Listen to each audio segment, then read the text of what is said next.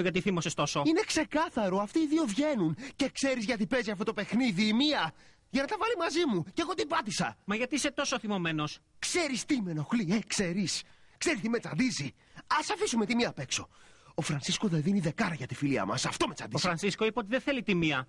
Αν είπε πως δεν την με γουστάρει, το νοιάζει, πιστεύω. φίλε. Είναι φανερό. Όλοι ξέρουν, όλοι βλέπουν. Ο Φρανσίσκο την ακολουθεί σαν ανόητος.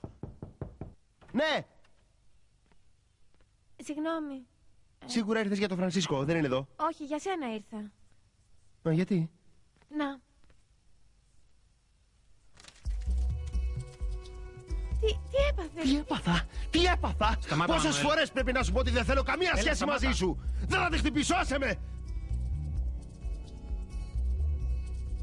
Με τη Σαπρίνα χώρισα, αλλά αυτό δεν σημαίνει ότι θα είμαστε ξανά μαζί. Οκ.